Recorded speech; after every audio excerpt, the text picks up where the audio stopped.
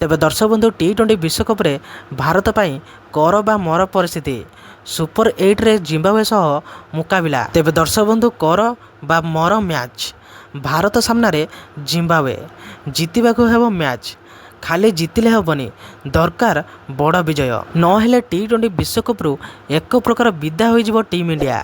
तेबे आज मुहांमुही हेबे भारत एवं जिम्बाब्वे सेमीफाइनल रेस रे जीवित रहियाकु हेले भारत पाई एही मैच जितिबा जरूरी। तेबे जिम्बाब्वे पाई मध्य समान भावे एही मैच गुरुत्वपूर्ण।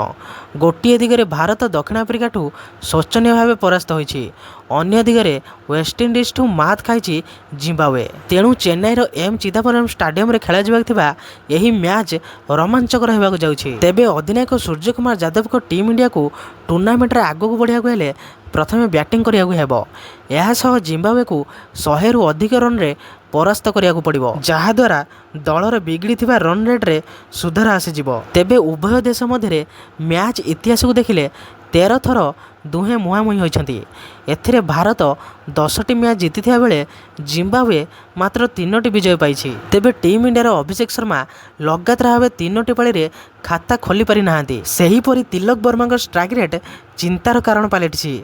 तेणु संजू सैमसन को प्लेइंग 11 रे सामिल करा जाई पारे। ए नहीं बैटिंग कोच सीतांशु कोटाक पूर्वर सूचना दे सारी। तेबे भारतर टॉप 3 बैटर बामाती हो जाइछन्ति। विपक्ष दल लगातार स्पिनर को व्यवहार करुछि, तेणु दल रे परिवर्तन हो पारे बोली कहा जाउछि। जदि संजू मैच खेलती तेबे से अभिषेक शर्मा सह ओपनिंग करेंगे। ईशान किशन 3 नंबर रे खेलिबे।